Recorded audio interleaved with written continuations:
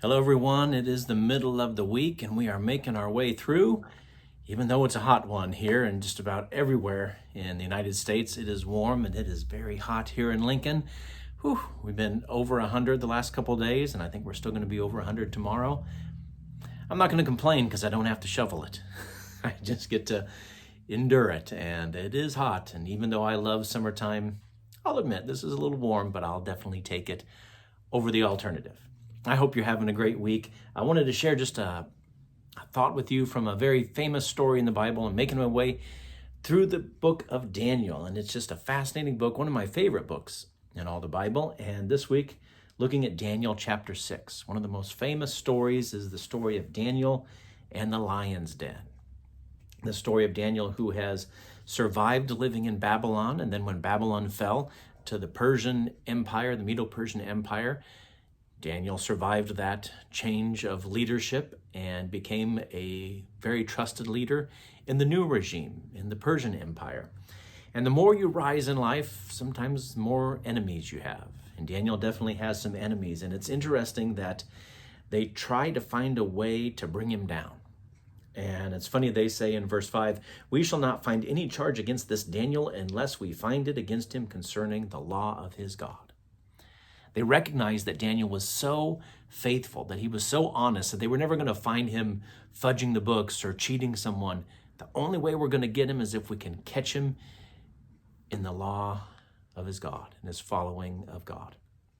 And so then they conned the king into making this law that nobody should worship or pray to any god except to the king. And the king decides to write it. He doesn't realize what he's doing. And then Daniel gets the news like everybody else. And Daniel decides, I'm going to keep praying. I'm going to keep praying like I always did. I'm not going to change. Daniel's older now. We've been seeing Daniel as a young man prior to this, but he's older now. And he's a man of faith, and he's not going to change. So he goes and prays like always. The tattletales come and tell the king. The king is like, oh, what have I done? But he can't change the law. So he tells Daniel, you got to be put in the lion's den. But it's interesting, as he puts him in there, he says, maybe your God, whom you serve continually, may save you. Maybe he can do something. And it's fascinating when you think about how they were trying to find something against Daniel and they couldn't find anything. And I wonder about my enemies or your enemies. If they were trying to find something against you, would they be like, the only thing we have against them is that they're so faithful to God? I would love for that to be what people say about me.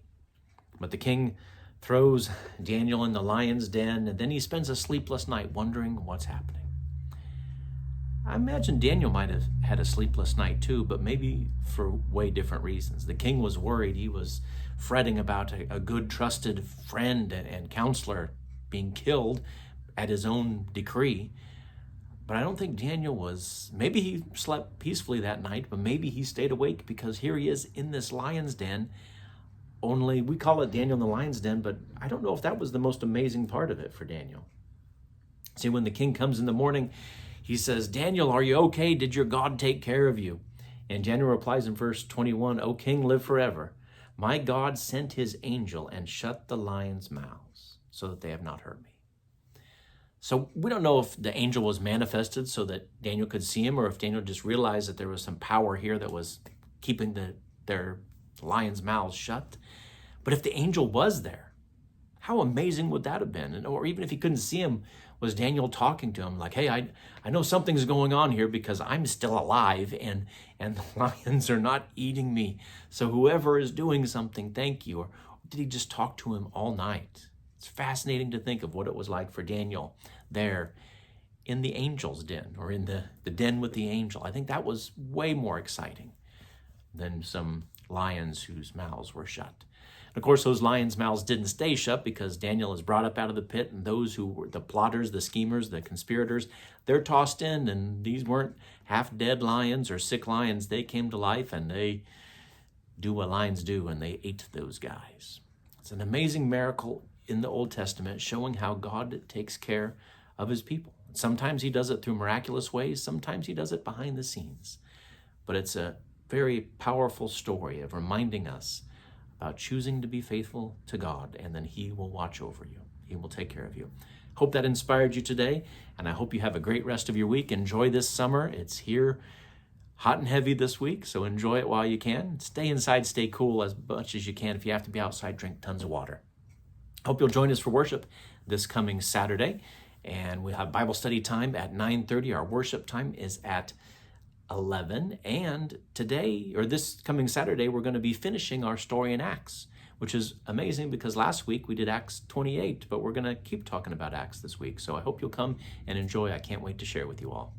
Friends, take care of everyone and have a great week. We'll see you soon. God bless.